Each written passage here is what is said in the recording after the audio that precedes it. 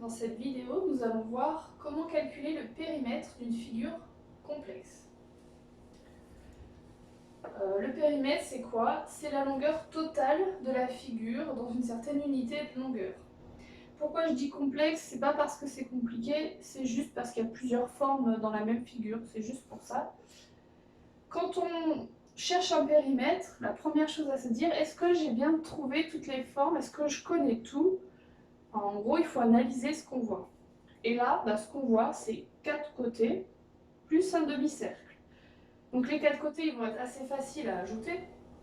Voilà. Encore faut-il avoir la même unité. Là, on voit qu'il y a des décamètres, donc il faudra bien penser à convertir en mètres, parce que c'est ce qu'il y a de plus simple, plus rapide.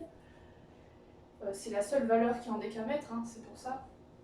Et ensuite, une fois qu'on a analysé, donc il y avait 4 côtés, il faut aussi se dire, est-ce que moi je connais le périmètre ou la longueur, des fois on l'appelle comme ça, la longueur totale d'un cercle. Est-ce que je connais la formule?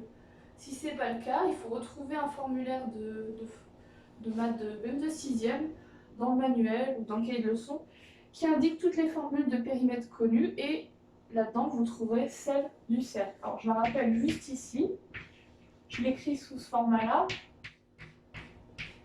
c'est pi fois diamètre. Pi environ 3,14, et d comme diamètre, je pense que vous l'aurez compris. Donc on rappelle ça. Si le reste est assez facile à faire, j'ai envie de dire, on va essayer de se débarrasser tout de suite de ce périmètre du cercle, comme ça après il sera aussi facile à rajouter au reste. Donc on y va et on verra pour le périmètre vraiment final de toute la figure. Puis on peut le laisser pour l'instant, surtout ceux qui ont la touche pi sur leur calculatrice. Et là on essaye de trouver le diamètre. Vous allez me dire, le diamètre là, on ne connaît pas. Donc comment on fait?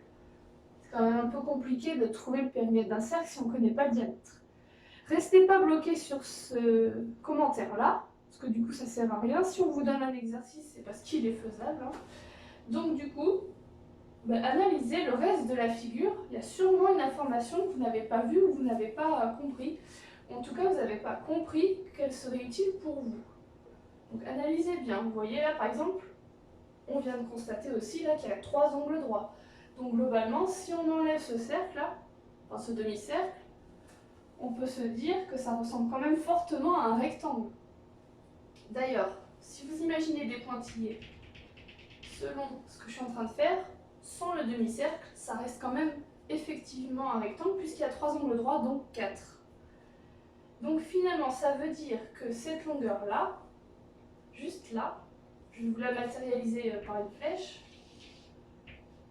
en fait, c'est la même que celle-là, puisque les côtés opposés d'un rectangle sont de même longueur. Donc on peut se dire qu'ici, entre ce point et ce point, il y a aussi 16 mètres. Et comme on connaît le petit bout de segment là juste en dessous de 4 mètres, on va pouvoir le déduire de 16 mètres afin de trouver le diamètre. Donc si on veut expliquer le D qu'on va trouver, le D qu'on va écrire, d'où il vient, il faut juste dire que c'est 16 moins 4. C'est une déduction. Et ça fait 12 mètres. Donc le périmètre du cercle, c'est pi fois 12. On garde ça sous le coude. Entre parenthèses, je vais quand même indiquer ce que ça fait en arrondissant en mètres. 37,7 si on en a besoin pour après. Voilà, donc ça c'était pour le périmètre du cercle. Maintenant, de manière générale, on va essayer de répondre à la question quel est le périmètre de cette figure en écrivant simplement P. Question globale, juste la lettre P en réponse. Et on va essayer de nommer les choses là aussi, parce que j'ai remarqué que certains préféraient quand même dans mes élèves nommer les choses, parce que là ils se disent mais comment on fait pour nommer, là déjà cercle, ça leur plaît pas, ils préfèrent mettre C1 ou C2. Donc là je crois qu'on va commencer par l'alphabet, tout simplement. Et vous n'hésitez pas sur vos énoncés quand vous avez un exercice à faire, de faire la même chose. Ça coûte rien, ça prend 2 secondes de réécrire des lettres, et du coup comme ça vous pouvez mieux nommer les choses. Parce que là, le périmètre, on va pouvoir écrire que c'est, de manière théorique, AB plus BC, plus CD, plus DE, plus le périmètre du cercle, évidemment. Et après, deuxième ligne. Là, ça montre vraiment quand même que vous avez compris ce que c'était un périmètre d'écrire ça. Du coup. Et deuxième ligne, du coup, je reviens à ça. On remplace AB. Alors, je marque 12. Pourquoi je marque 12 et pas 1,2? J'ai décidé de tout mettre en mètres. Pourquoi? Parce que, mais je crois que tout à l'heure je l'ai dit, hein, parce que là il y a des mètres et que j'ai envie de me dire c'est la seule qui n'est pas en mètres, donc on va minimiser les conversions, on n'en fait qu'une. Je peux même l'écrire au-dessus, comme ça c'est plus clair. 12 mètres. Tableau de conversion si vous savez plus. Ensuite, BC. Je recopie 16. CD. Ah, alors CD, il n'y a rien de marqué, mais il y a un codage. Ça veut dire, les deux traits, que c'est exactement la même chose que BA, puisque là aussi, il y a les deux traits. Donc on va écrire 12. Parce que je rappelle que nous, on a choisi les mètres. Hein. Là, depuis le début. Tout à l'heure, j'ai dû le dire aussi, je pense. On continue. CD, c'est marqué. Du coup, DE, 4. Et là, on remplace par ce qu'on a écrit, on va dire, ici. D'abord. Pourquoi j'écris encore avec pi? C'est parce que j'ai envie, si jamais parfois l'énoncé le demande, d'avoir quand même ce qu'on appelle une valeur exacte. Une formule exacte du périmètre. Et après, éventuellement, on arrondira avec cette valeur-là ou avec la calculatrice à la fin.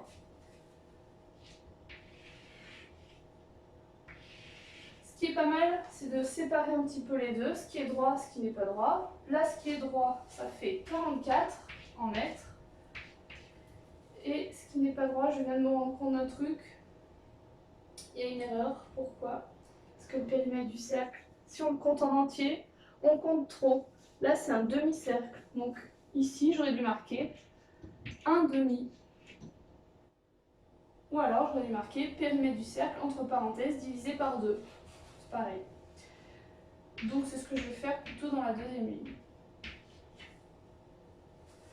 44, je reviens sur ce qui était droit, c'est déjà marqué, plus, alors pi fois 12 divisé par 2, ça revient à écrire 6 fois pi, hein, parce que 12 divisé par 2, ça fait 6.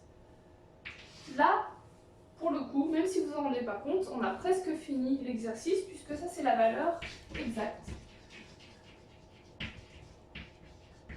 Et si on veut la valeur approchée, il suffit de faire ce calcul-là avec la touche pi à la calculatrice, et on trouve environ 62,85 si on arrondit au centième le plus proche. Ça, c'est le chiffre des centièmes.